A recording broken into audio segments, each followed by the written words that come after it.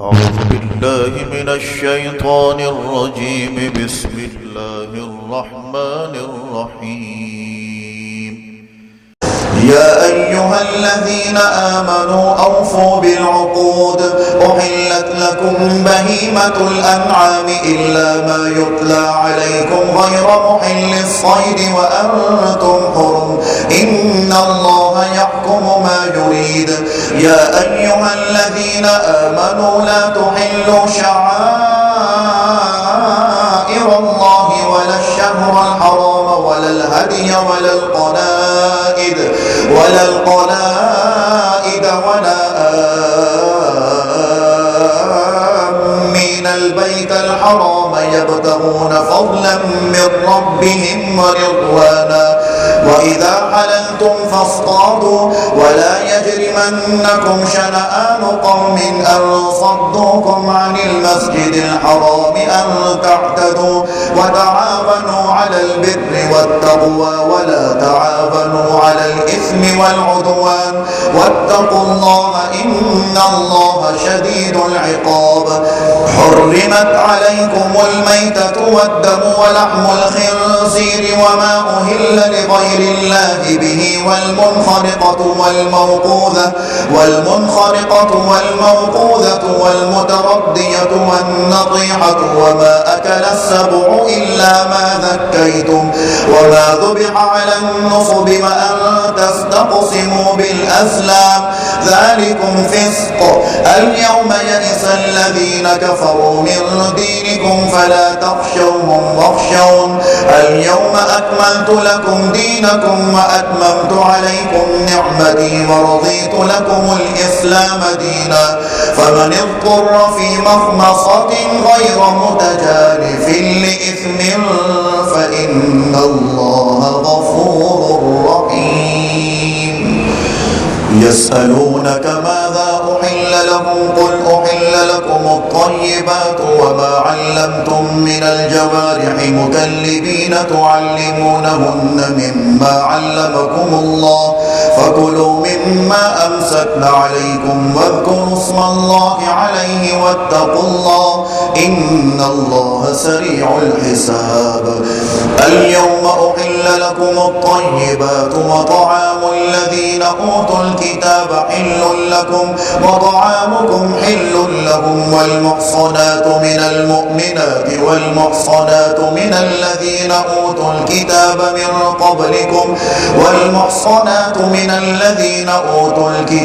من قبلكم إذا آتيتموهن أجورهن محصنين غير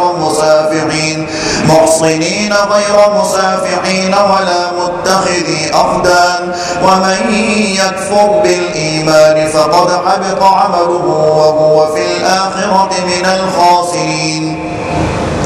يا أيها الذين آمنوا إذا قمتم إلى الصلاة فاغسلوا وجوهكم وأيديكم إلى المرافق وامسحوا برؤوسكم وأرجلكم إلى الكعبين وإن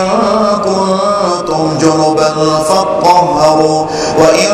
كنتم مرضى أو على سفر أو جاء أحد منكم من الغائط أو لامستم النساء فلم تجدوا ماء فتيمموا صعيدا طيبا فامسحوا بوجوهكم وأيديكم منه ما يريد الله ليجعل عليكم من حرج ولكن يريد ليطهركم وليتم نعمته عليكم لعلكم تشكرون. واذكروا نعمة الله عليكم وميثاقه الذي واثقكم به إذ قلتم سمعنا وأطعنا واتقوا الله إن الله عليم بذات الصدور. يا أيها الذين آمنوا كونوا قوامين لله شهداء بالقسط ولا يجرمنكم شنآن قوم على ألا تعدلوا اعدلوا هو أقرب للتقوى واتقوا الله إن الله خبير بما تعملون. وعد الله الذين آمنوا وعملوا الصالحات لهم مغفرة وأجر عظيم والذين كفروا وكذبوا بآياتنا أولئك أصحاب الجحيم يا أيها الذين آمنوا اذكروا نعمة الله عليكم إذ هم قوم أن يبسطوا إليكم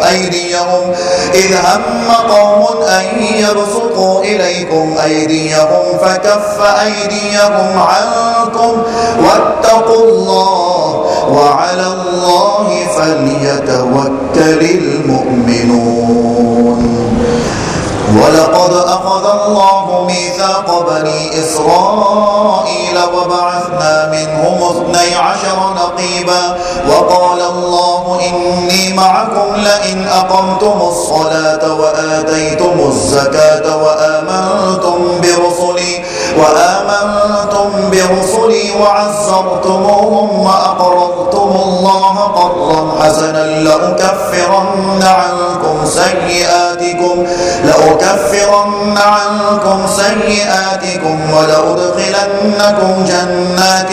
تجري من تحتها الأنهار فمن كفر بعد ذلك منكم فقد ضل سواء السبيل فبما نقضهم ميثاقهم لعناهم وجعلنا قلوبهم قاسية يحرفون الكلم عن مواضعه ونسوا حظا مما ذكروا به ولا تزال تطلع على خائنة منهم إلا قليلا منهم فاعف عنهم واصفح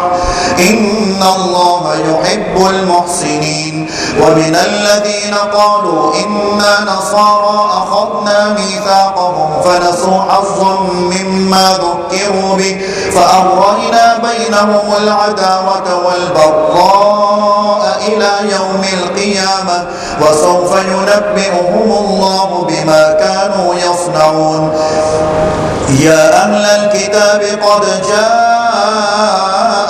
رسولنا يبين لكم كثيرا مما كنتم تخفون من الكتاب ويعفو عن كثير قد جاءكم من الله نور وكتاب مبين يهدي به الله من اتبع رضوانه سبل السلام ويخرجهم من الظلمات إلى النور بإذنه ويهديهم إلى صراط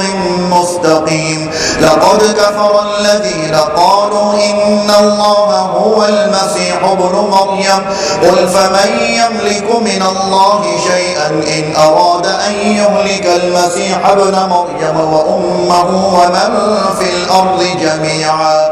ولله ملك السماوات والأرض وما بينهما يخلق ما يشاء والله على كل شيء قدير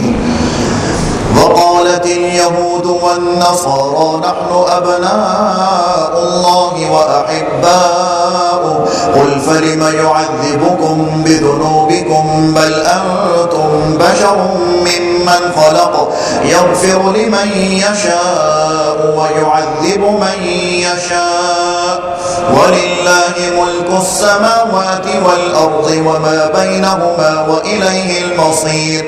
يا أهل الكتاب قد جاءكم رسولنا يبين لكم على فترة من الرسل أن تقولوا ما جاءنا من بشير ولا نذير فقد جاءكم بشير ونذير والله على كل شيء قدير وإذ قال موسى لقومه يا قوم اذكروا نعمة الله عليكم إذ جعل فيكم أنبياء وجعلكم ملوكا وآتاكم ما لم يؤت أحدا من العالمين يا قوم ادخلوا الأرض المقدسة التي كتب الله لكم ولا ترتدوا على أدباركم فتنقلبوا خاسرين قالوا يا موسى إن فيها قوما جبارين وإنا لن ندخلها حتى يخرجوا منها فإن يخرجوا منها فإنا داخلون. قال رجلان من الذين يخافون أنعم الله عليهم ادخلوا عليهم الباب فإذا دخلتموه فإنكم غالبون وعلى الله فتوكلوا إن كنتم مؤمنين. قالوا يا موسى إنا لن ندخلها أبدا ما داموا فيها فاذهب أنت وربك فقاتلا إنا هاهنا قاعدون. قال رب إني لا أملك إلا نفسي وأخي فافرق بيننا وبين القوم الفاسقين. قال فإننا محرمة عليهم 40 سنة يتيهون في الأرض فلا تأس على القوم الفاسقين. واتل عليهم نبأ ابني آدم بالحق إذ قربا قربانا فتقبل من أحدهما ولم يتقبل من الآخر قال لأقتلنك قال إنما يتقبل الله من المتقين. لئن بسطت إلي يدك لتقتلني ما أنا بباسط يدي إليك لأقتلك إني أخاف الله رب العالمين. إني أريد أن تبوء بإثمي وإثمك فتكون من أصحاب النار وذلك جزاء الظالمين.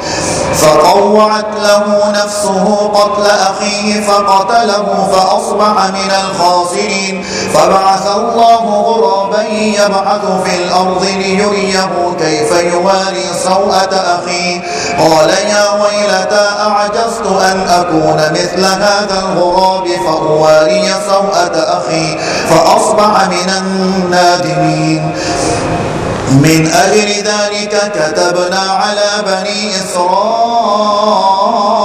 أنه من قتل نفسا بغير نفس أو فساد في الأرض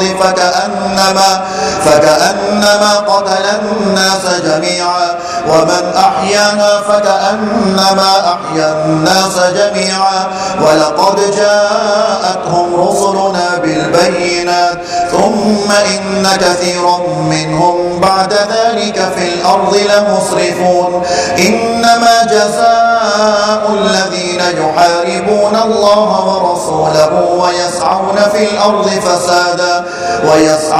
الأرض فسادا أن يقتلوا أو يصلبوا أو تقطع أيديهم وأرجلهم من خلاف أو ينفوا من الأرض ذلك لهم خزي في الدنيا ولهم في الآخرة عذاب عظيم. إلا الذين تابوا من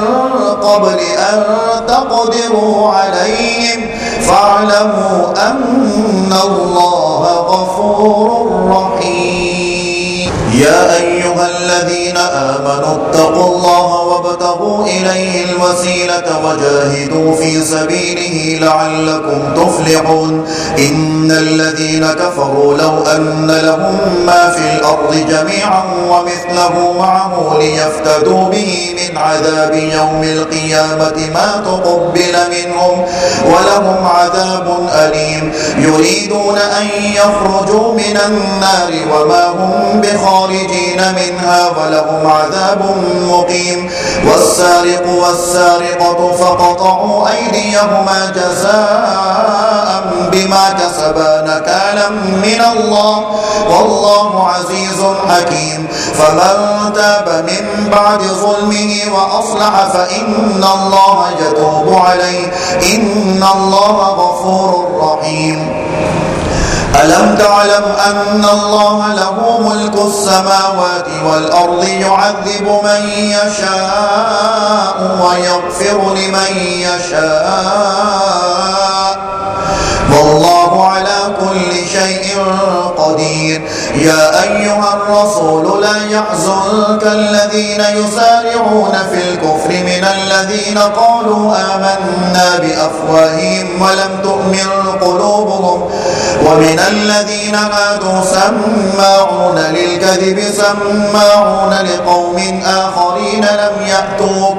يحرفون الكلم من بعد مواضعه يقولون إن أوتيتم هذا فخذوه وإن لم تؤتوه فاحذروا ومن يرد الله فتنته فلن تملك له من الله شيئا أولئك الذين لم يرد الله أن يطهر قلوبهم لهم في الدنيا خزي ولهم في الآخرة عذاب عظيم. سماعون للكذب أكالون للسحت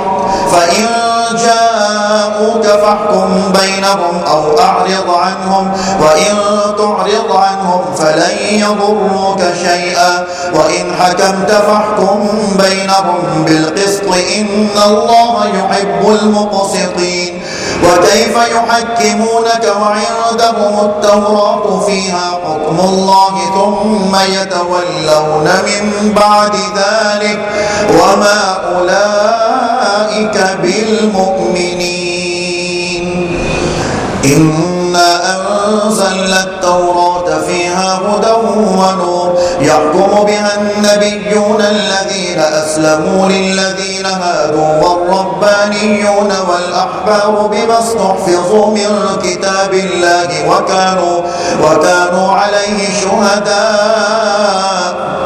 فلا تخشوا الناس واخشون ولا تشتروا بآياتي ثمنا قليلا ومن لم يحكم بما أنزل الله فأولئك هم الكافرون. وكتبنا عليهم فيها أن النفس بالنفس والعين بالعين والأنف بالأنف والأذن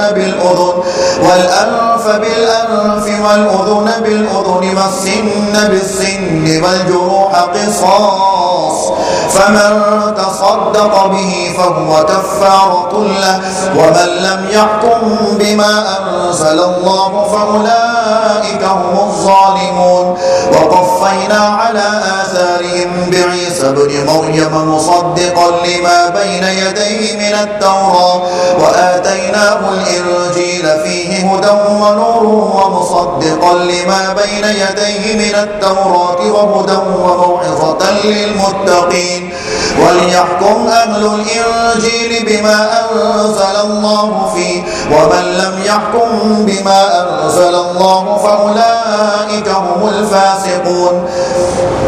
وأنزلنا إليك الكتاب بالحق مصدقا لما بين يديه من الكتاب ومهيمنا عليه فاحكم بينهم بما أنزل الله ولا تتبع أهواءهم عما جاءك من الحق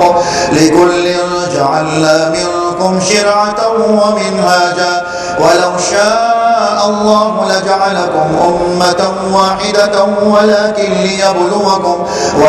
ليبلوكم فيما آتاكم فاستبقوا الخيرات إلى الله مرجعكم جميعا فينبئكم بما كنتم فيه تختلفون. وأن يحكم بينهم بما أنزل الله ولا تتبع أهواءهم عما جاءك من الحق لكل جعلنا منكم شرعة ومنهاجا ولو شاء الله لجعلكم أمة واحدة ولكن ليبلوكم فيما آتاكم فاستبقوا الخيرات إلى الله مرجعكم جميعا فينبئكم بما كنتم فيه تختلفون.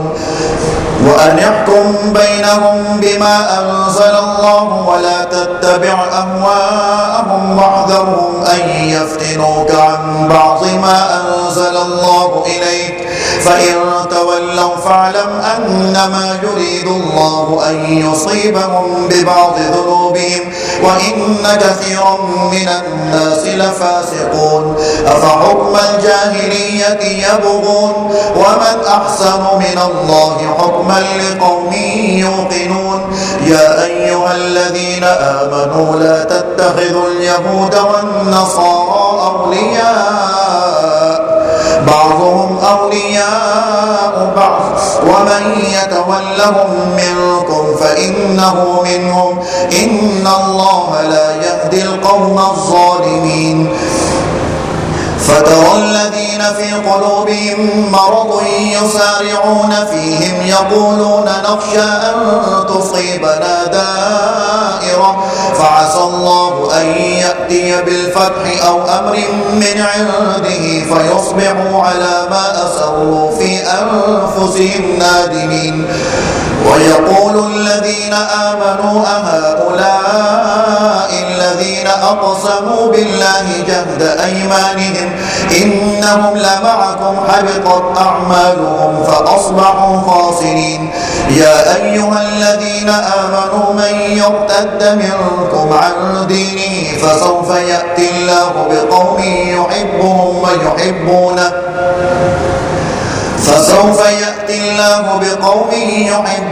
ويحبونه أذلة على المؤمنين أعزة على الكافرين يجاهدون في سبيل الله ولا يخافون لومة لائم ذلك فضل الله يؤتيه من يشاء والله واسع عليم إنما وليكم الله ورسوله والذين آمنوا الذين يقيمون الصلاة ويؤتون الزكاة وهم راكعون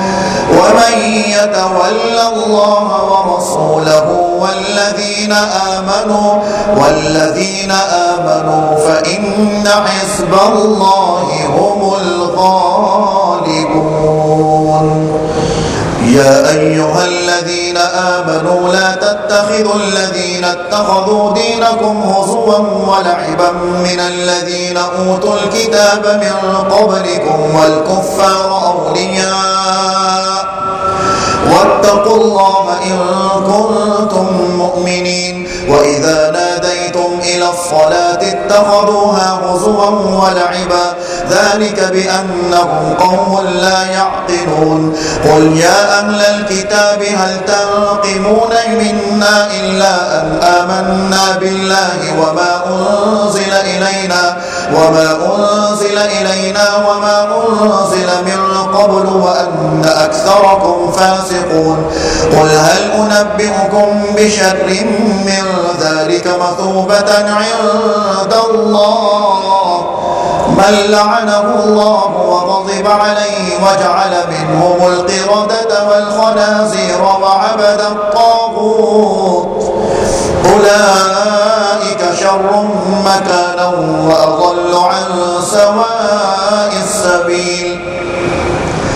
وإذا جاءوكم قالوا آمنا فقد دخلوا بالكفر وهم قد خرجوا به والله أعلم بما كانوا يكتمون وترى كثيرا منهم يسارعون في الإثم والعدوان وأكلهم السحت لبئس ما كانوا يعملون لولا ينهاهم الربانيون والأحبار عن قولهم الإثم وأكلهم السحت لبئس ما كانوا يصنعون وقالت اليهود يد الله مغلولة غلت أيديهم ولعنوا بما قالوا بل يداه مبسوطتان ينفق كيف يشاء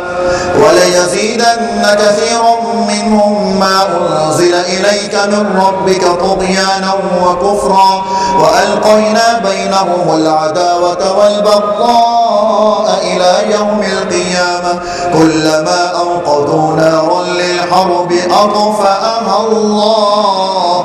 ويسعون في الأرض فسادا والله لا يحب المفسدين ولو أن أهل الكتاب آمنوا واتقوا لكفرنا عنهم سيئاتهم ولأدخلناهم جنات النعيم ولو أنهم أقاموا التوراة والإنجيل وما أنزل إليهم من ربهم لأكلوا من فوقهم ومن تحت أرجلهم منهم أمة مقتصدة وكثير منهم ساء ما يعملون يا أيها الرسول بلغ ما أنزل إليك من ربك وإن لم تفعل فما بلغت رسالته والله يعصمك من الناس إن الله لا يهدي القوم الكافرين قل يا أهل الكتاب لستم على شيء حتى تقيموا التوراة والإنجيل وما أنزل إليكم من ربكم وليزيدن كثيرا منهم ما أنزل إليك من ربك طغيانا وكفرا فلا تأس على القوم الكافرين إن الذين آمنوا والذين هادوا والصابئون والنصارى من آمن بالله واليوم الآخر وعمل صالحا فلا خوف عليهم ولا هم يحزنون لقد أخذنا ميثاق بني إسرائيل وأرسلنا إليهم رسلا كلما جاءهم رسول بما لا تهوى أنفسهم فريقا كذبوا وفريقا يقتلون وحسبوا ألا تكون فتنة فعموا وصموا ثم تاب الله عليهم ثم عموا وصموا كثير منهم والله بصير بما يعملون لقد كفر الذين قالوا إن الله هو المسيح ابن مريم وقال المسيح يا بني إسرائيل اعبدوا الله ربي وربكم إنه من يشرك بالله فقد حرم الله عليه الجنة ومأواه النار وما للظالمين من أنصار لقد كفر الذين قالوا إن الله ثالث ثلاثة وما من إله إلا إله واحد وإن لم ينتهوا عما يقولون ليمسن الذين كفروا منهم عذاب أليم أفلا يتوبون إلى الله ويستغفرونه والله غفور رحيم ما المسيح ابن مريم إلا رسول قد خلت من قبله الرسل وأمه صديقة كانا يأكلان الطعام انظر كيف نبين لهم الآيات ثم انظر أنا يؤفكون قل أتعبدون من دون الله ما لا يملك لكم ضرا ولا نفعا والله هو السميع العليم قل يا أهل الكتاب لا تغلوا في دينكم غير الحق ولا تتبعوا أهواء قوم قد ضلوا من قبل وأضلوا كثيرا وضلوا عن سواء السبيل لعن الذين كفروا من بني إسرائيل على لسان داود وعيسى بن مريم ذلك بما عصوا وكانوا يعتدون كانوا لا يتناهون عن منكر فعلوه لبئس ما كانوا يفعلون ترى كثيرا منهم يتولون الذين كفروا لبئس ما قدمت لهم أنفسهم أن سخط الله عليهم وفي العذاب هم خالدون ولو كانوا يؤمنون بالله والنبي وما أنزل إليه ما اتخذوهم أولياء ولكن كثير منهم فاسقون لتجدن أشد الناس عداوة للذين آمنوا اليهود والذين أشركوا ولتجدن أقربهم مودة للذين آمنوا الذين قالوا إنا نصارى ذلك بأن منهم قسيسين ورهبانا وأنهم لا يستكبرون وإذا سمعوا ما أنزل إلى الرسول ترى أعينهم تفيض من الدمع مما عرفوا من الحق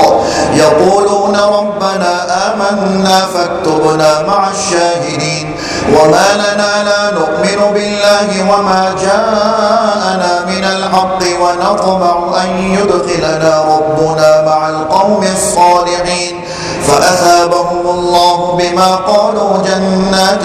تجري من تحتها الأنهار خالدين فيها وذلك جزاء المحسنين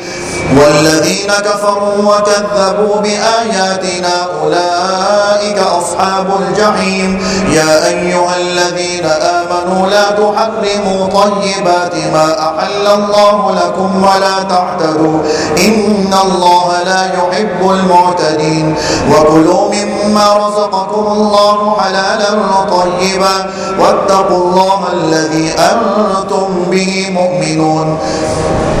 لا يؤاخذكم الله باللغو في أيمانكم ولكن يؤاخذكم بما عقدتم الأيمان فكفارته إطعام 10 مساكين من أوسط ما تطعمون أهليكم أو كسوتهم أو تحرير رقبة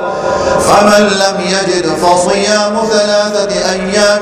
ذلك كفارة أيمانكم إذا حلفتم واحفظوا أيمانكم كذلك يبين الله لكم آياته لعلكم تشكرون يا أيها الذين آمنوا إنما الخمر والميسر والأنصاب والأزلام رجس من عمل الشيطان فاجتنبوه لعلكم تفلحون إنما يريد الشيطان أن يوقع بينكم العداوة والبغضاء في الخمر والميسر ويصدكم عن ذكر الله وعن الصلاة فهل أنتم منتهون وأطيعوا الله وأطيعوا الرسول واحذروا فإن توليتم فاعلموا أنما على رسولنا البلاغ المبين ليس على الذين آمنوا وعملوا الصالحات جناح فيما طعموا إذا ما اتقوا وآمنوا وعملوا الصالحات ثم اتقوا وآمنوا ثم اتقوا وأحسنوا والله يحب المحسنين يا أيها الذين آمنوا ليبلغنكم الله بشيء من الصيد تناله أيديكم ورماحكم ليعلم الله من يخافه بالغيب فمن اعتدى بعد ذلك فله عذاب أليم يا أيها الذين آمنوا لا تقتلوا الصيد وأنتم حرم ومن قتله منكم متعمدا فجزاء مثل ما قتل من النعم يحكم به ذوى عدل منكم هديا بالغ الكعبة أو كفارة طعام مساكين أو عدل ذلك صياما ليذوق وبال أمره عفى الله عما سلف ومن عاد فينتقم الله منه والله عزيز ذو انتقام أحل لكم صيد البحر وطعامه متاعا لكم وللسيارة وحرم عليكم صيد البر ما دمتم حرما واتقوا الله الذي إليه تحشرون جعل الله الكعبة البيت الحرام قياما للناس والشهر الحرام والهدي والقلائد ذلك لتعلموا أن الله يعلم ما في السماوات وما في الأرض وأن الله بكل شيء عليم اعلموا أن الله شديد العقاب وأن الله غفور رحيم ما على الرسول إلا البلاغ والله يعلم ما تبدون وما تكتمون قل لا يستوي الخبيث والطيب ولو أعجبك كثرة الخبيث فاتقوا الله يا أولي الألباب لعلكم تفلحون يا أيها الذين آمنوا لا تسألوا عن أشياء إن تبد لكم تسؤكم وإن تسألوا عنها حين ينزل القرآن تبد لكم عفى الله عنها والله غفور حليم. قد سألها قوم من قبلكم ثم أصبحوا بها كافرين. ما جعل الله من بعيرة ولا سائبة ولا وصيلة ولا حام ولكن الذين كفروا يفترون على الله الكذب وأكثرهم لا يعقلون. وإذا قيل لهم تعالوا إلى ما أنزل الله وإلى الرسول قالوا حسبنا ما وجدنا عليه آباءنا أولو كان آباؤهم لا يعلمون شيئا ولا يهتدون. يا أيها الذين آمنوا عليكم أنفسكم لا يضركم من ضل إذا اهتديتم إلى الله مرجعكم جميعا فينبئكم بما كنتم تعملون. يا أيها الذين آمنوا شهادة بينكم إذا حضر أحدكم الموت حين الوصية اثنان ذوى عدل منكم أو آخران من غيركم إن أنتم ضربتم في الأرض فأصابتكم مصيبة الموت تعبسونهما من بعد الصلاة فيقسمان بالله إن ارتبتم لا نشتري به ثمنا ولو كان ذا قربى ولا نكتم شهادة الله إنا إذا لمن الآثمين. فإن عثر على أنهما استحقا إثما فآخران يقومان مقامهما من الذين استحق عليهم الأوليان فيقسمان بالله لشهادتنا أحق من شهادتهما وما اعتدينا إنا إذا لمن الظالمين. ذلك أدنى أن يأتوا بالشهادة على وجهها أو يخافوا أن ترد أيمان بعد أيمانهم واتقوا الله واسمعوا والله لا يهدي القوم الفاسقين. يوم يجمع الله الرسل فيقول ماذا أجبتم قالوا لا علم لنا إنك أنت علام الغيوب. إذ قال الله يا عيسى ابن مريم اذكر نعمتي عليك وعلى والدتك إذ أيدتك بروح القدس تكلم الناس في المهد وكهلا وإذ علمتك الكتاب والحكمة والتوراة والإنجيل وإذ تخلق من الطين كهيئة الطير بإذني فتنفخ فيها فتكون طيرا بإذني وتبرئ الأكمه والأبرص بإذني وإذ تخرج الموتى بإذني وإذ كففت بني إسرائيل عنك إذ جئتهم بالبينات فقال الذين كفروا منهم إن هذا إلا سحر مبين. وإذ أوحيت إلى الحواريين أن آمنوا بي وبرسولي قالوا آمنا واشهد بأننا مسلمون. إذ قال الحواريون يا عيسى ابن مريم هل يستطيع ربك أن ينزل علينا مائدة من السماء قال اتقوا الله إن كنتم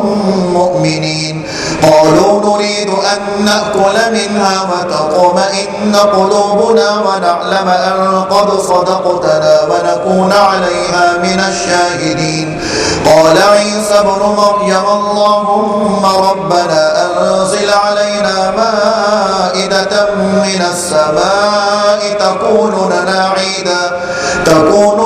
عيدا لأولنا وآخرنا وآية منك وارزقنا وأنت خير الرازقين. قال الله إني منزلها عليكم فمن يكفر بعد منكم فإني أعذبه عذابا لا أعذبه أحدا من العالمين. وإذ قال الله يا عيسى ابن مريم أأنت قلت للناس اتخذوني وأمي إلهين من دون الله قال سبحانك ما يكون لي أن أقول ما ليس لي بحق إن كنت قلته فقد علمته تعلم ما في نفسي ولا أعلم ما في نفسك إنك أنت علام الغيوب. ما قلت لهم إلا ما أمرتني به أن اعبدوا الله ربي وربكم وكنت عليهم شهيدا ما دمت فيهم فلما توفيتني كنت أنت الرقيب عليهم وأنت على كل شيء شهيد. إن تعذبهم فإنهم عبادك